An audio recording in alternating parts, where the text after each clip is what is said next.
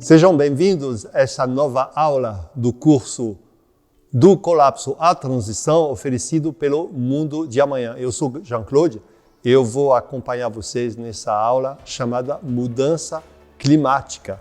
Já vimos a parte de antropoceno, vimos a parte de energia, vimos o carbono, esse novo capeta atrapalhando nossas vidas, e agora chegamos na próxima aula que chama Mudança Climática.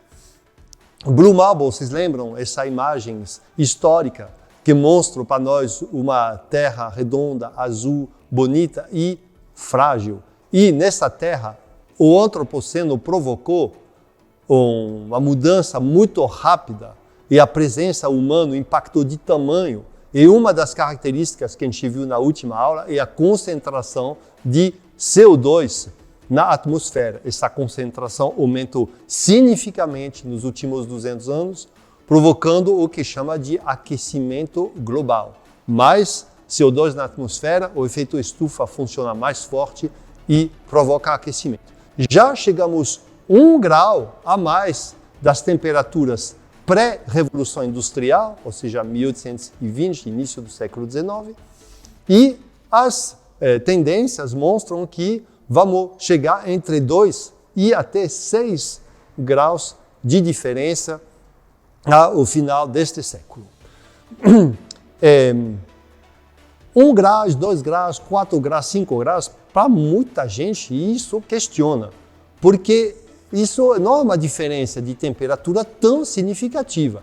E aí eu queria deixar claro que quando a gente fala de clima, a gente não está falando de meteorologia, né?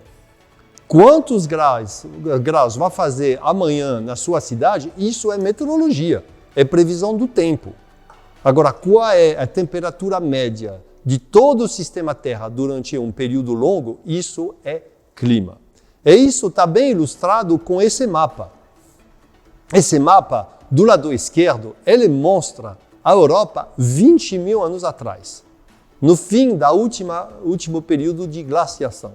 Nessa época, tinha 3 km de espessura de gelo em cima da Escandinávia, provavelmente 1 km em cima de Paris.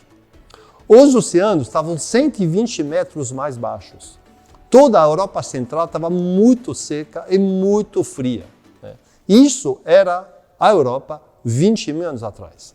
Do lado direito da imagem, você vê a Europa como a conhecemos hoje, né? O clima, a vegetação e as fronteiras, digamos, como a gente conhece. Qual é a diferença de temperatura média entre esses dois mapas? Essa diferença é de 5 graus. Apenas 5 graus de diferença de temperatura média durante muito tempo no planeta Terra provoca uma mudança dessa amplitude. Então, 5 graus é muito? É muito em termos de clima. Não é tanto em termos de previsão de tempo, de meteorologia, mas analisando pelo clima é muito. Então vamos lá, outra maneira de apresentar. Isso era o planeta 20 mil anos atrás. Era tudo assim coberto de gelo e de neve, certo? 5 graus a mais, ele ficou assim, do jeito que a gente conhece, com água, com vegetação, com vida, né? A vida realmente explodindo para todo lado. Agora, imagina 5 graus a mais nesse sistema, assim que fica o sistema Terra. Então, é uma mudança muito grande. Tem uma outra maneira de explicar isso. Pegar o seu corpo. Se seu corpo tem 3 graus a mais, seu corpo tem uma temperatura de 37 graus. Imagina 3 graus a mais, você fica muito mal. Você fica com febre. 40 graus de febre é sério. Você já não está bem, está realmente se sentindo mal. Se você colocar 5 graus a mais no seu corpo, vai para 42 graus, você está morrendo, né? Então, essa analogia do corpo à Terra funciona. Mais 3 graus é muito sério, mais 5 graus é devastador.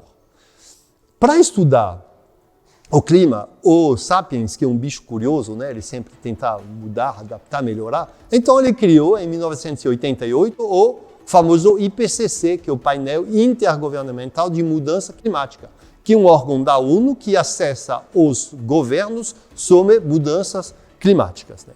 Então, esse IPCC, que então ficou um órgão muito famoso, com muita relevância e muita visibilidade, ele está dividido em 3 grupos de trabalho. O grupo 1, que vai estudar e explicar as bases científicas da mudança climática, e já editou seu 6º relatório. Isso foi no começo, faz um ano atrás. Foi o 6º, desde 88 foram então 6 relatórios do IPCC.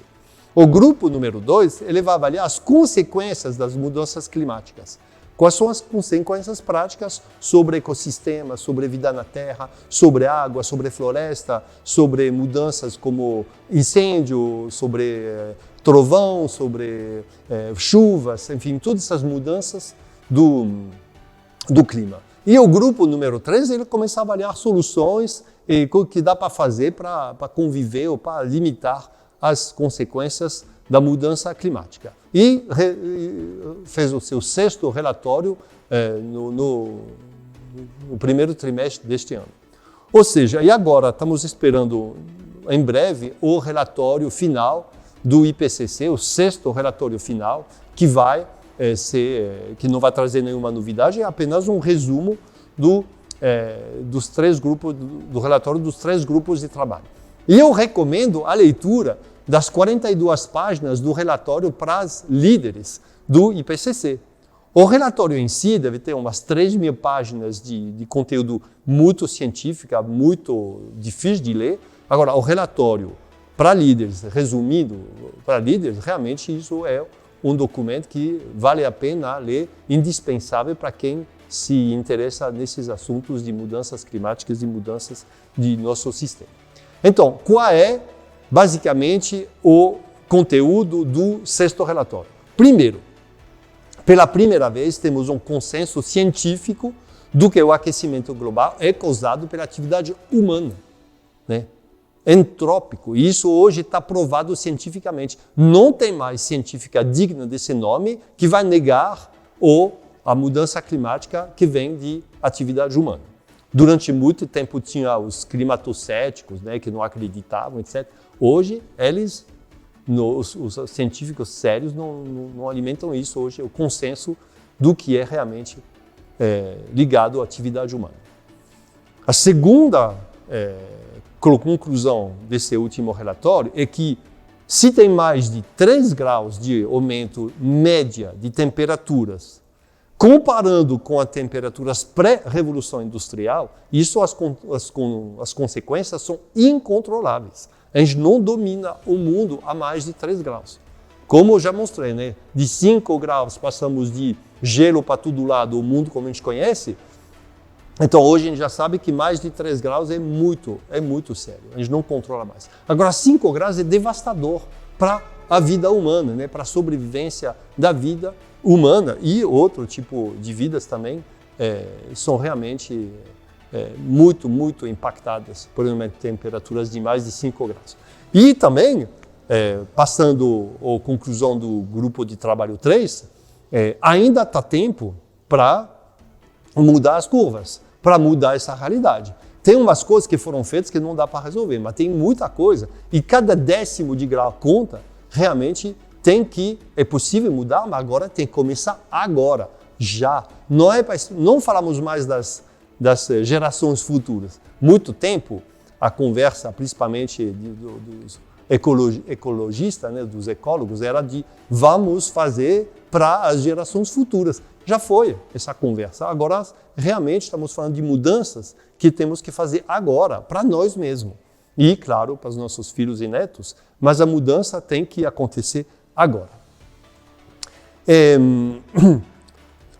Vamos ver um pouco desses impactos um pouco mais em detalhe, sabe, em função do nível de aquecimento, quais são o tipo de impactos que poderiam acontecer. Então, por exemplo, isso em uma imagem de Dubai hoje, né, um desenho, mas é o que apresenta Dubai hoje. Então, você imagina Dubai com 3 graus de aquecimento, porque o aquecimento global ele provoca aumento do nível do mar, tanto porque vai derreter gelo e também porque a água que é mais quente dilata e então tem um aumento de de nível do mar.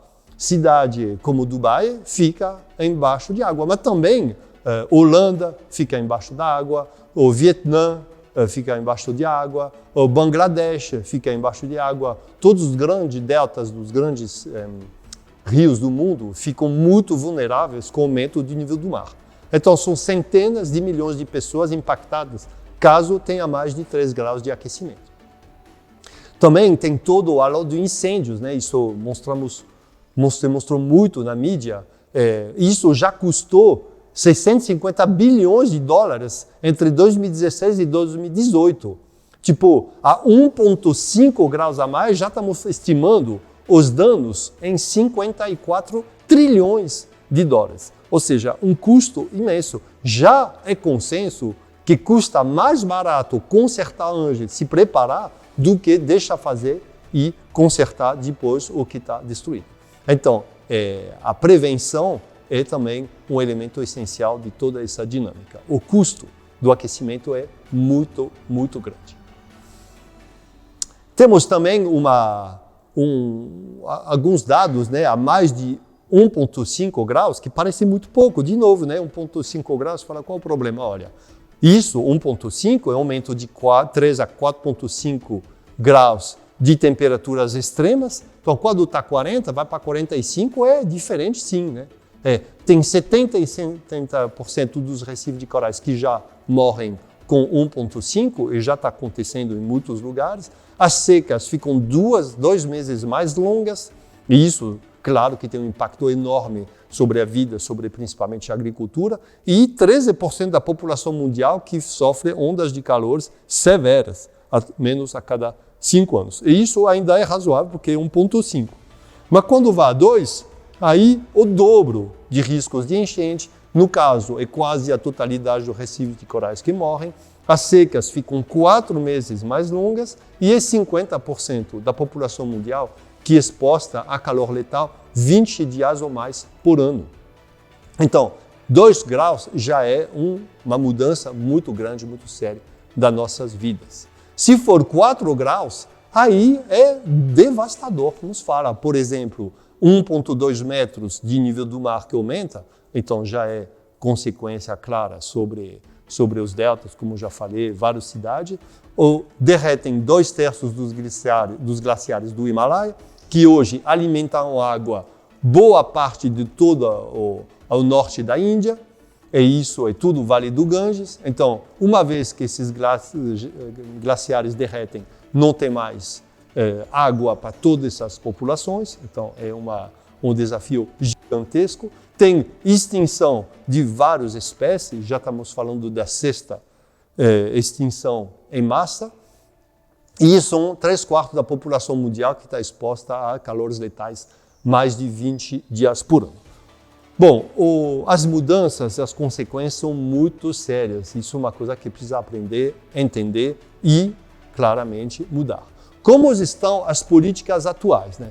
Hoje, se a gente quer ficar em 1,5, 2 graus a mais, temos que fazer um esforço muito grande, não está acontecendo. O que está sendo pedido hoje seria uns pedidos políticos de chegar em volta de 2, né? Mas as políticas do jeito que elas estão hoje, vamos de 2,5 a 2,9, que é além do que a gente pode aguentar. E se não fizer nenhuma política sobre o clima, aí vai até quase 5 graus, e já vimos que isso é uma coisa que não aguenta. Ou seja, precisa muito começar por políticas públicas, mudanças de comportamentos, novas narrativas, nova organização do sistema para poder se adequar a essa realidade. Então, aonde e como estão tomadas essas políticas públicas? Isso acontece dentro do que a gente chama COP. COP é Conference of Parties. Conference of Parties são as reuniões da ONU que discutem um assunto global. Os parties na ONU, parties são os países, então a conferência dos países que se juntam para discutir um tema. Tem COP de qualquer coisa na ONU, mas aquelas que têm mais visibilidade são as COP do clima. E elas começaram há muito tempo atrás, e uma muito importante aconteceu aqui no Brasil. Em 92, Rio 92, foi uma COP mundial, o cume da Terra, né, que foi falado, que a primeira vez trouxe essa agenda de sustentabilidade, essa agenda de mudança do clima, e que trouxe, então, uma coisa importante foi de falar, temos uma agenda para o século XXI, que é a sustentabilidade. Isso foi falado na COP em Rio, em 92. Depois continuou esses trabalhos e trouxe uma coisa que talvez vocês já estão familiarizados, que são os 17 ODS, Objetivos de Desenvolvimento Sustentável. Isso são um trabalho da ONU desenvolvido dentro das COPs, das várias COPs, e que traz então esses 17 objetivos para um mundo melhor e que são hoje mensurados, aconselhados. Um deles, o número 13, é tudo a partir do clima que falamos. Mas você vê que tem muitos outros, como boa saúde, bem-estar, igualdade de gênero, todo um trabalho sobre água e saneamento, tudo que é a parte de paz, de justiça, de governança, de todos os oceanos e todo o assunto de pobreza e de fome e de educação. Esses 17 Objetivos de Desenvolvimento Sustentável são diretamente ligados ao trabalho dentro das COP. Então, é importante e serve muito. Muita gente critica a COP porque não dá muito resultado, porque não vai rápido o suficiente. É verdade.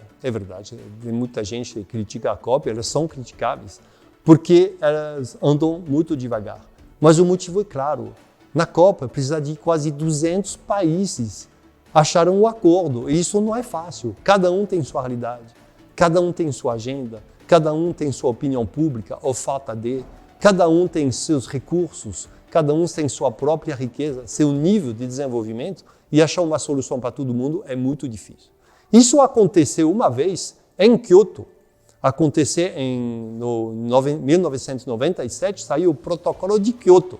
Esse protocolo falou que precisava reduzir 5% os gases de efeito estufa entre 2008 e 2012, comparando com 1990. Basicamente, esse protocolo ele foi aplicado, se você ver os números, conseguiu.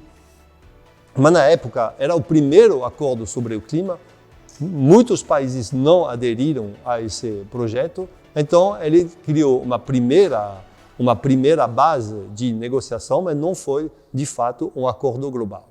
Esse acordo global era esperado na COP15, que aconteceu em 2009 em Copenhague. Nessa vez, todo mundo esperava muito uma decisão. Parecia que tinha uma possibilidade de um acordo. Todos os chefes de Estado da época foram lá, tinha todos os países reunidos, e a esperança em cima de Copenhague foi muito grande. Não teve nenhum acordo, nenhuma decisão, e na época eu me lembro que isso foi uma grande decepção. Mas plantou as sementes e afirmou um pouco essa agenda, trouxe uns entendimentos melhores e finalmente aconteceu o famoso Acordo de Paris. Esse Acordo de Paris aconteceu em 2015, na COP Paris, COP 21, a número 21 dos acordos das COP sobre o clima, e no número 21, então, conseguiu um acordo em Paris, um acordo histórico. Basicamente, o que é esse acordo? É que temos que limitar o aquecimento global no máximo 2 graus acima das temperaturas pré-revolução industrial, no máximo 2 graus, e idealmente mais perto de 1,5. Então, o objetivo é esse. O mais possível perto de 1,5 e de caso nenhum passar dos 2. Então, isso é o Acordo de Paris assinado por todos os países do mundo. Para chegar nisso, precisa chegar em neutralidade de carbono em 2050. O que significa neutralidade de carbono? Significa que tudo que está emitido tem que ser compensado por os poços de carbono naturais, que são principalmente oceanos e florestas, que absorvem o carbono. Então, o que vai ser emitido, porque algum carbono vai emitir, mas tem que ser compensado para chegar numa neutralidade. Temos que chegar na neutralidade de carbono em 2050. E isso é uma tarefa difícil. E o terceiro ponto do Acordo de Paris, que é muito importante, é que cada país tem que trazer sua contribuição nacional a cada 5 anos. Então, hoje, quando tem uma COP, e uma vai acontecer agora em breve, Quando tem uma COP, os países trazem seu mapa para chegar no Acordo de Paris. E juntando as contribuições de cada país, chegar à contribuição mundial. Então, hoje, todos os países estão produzindo, trabalhando em cima disso. Alguns avançados, alguns atrasados, alguns fazendo muitos esforços, alguns meio que deixando para a última hora, que não é a solução. Mas, digamos que tem uma base de conversa, uma base de negociação, e isso é a coisa mais positiva. Então, isso foi a nossa aula sobre mudança climática, sobre todas as ferramentas para atingir ou como chegamos à necessidade de fazer um acordo e qual é esse acordo de Paris. E na próxima aula vamos falar de consequências de como chega o crescimento, o limite do crescimento, como a gente consegue atingir esse acordo de Paris e como isso está sendo um limitante para o nosso crescimento econômico. A gente se vê lá. Obrigado.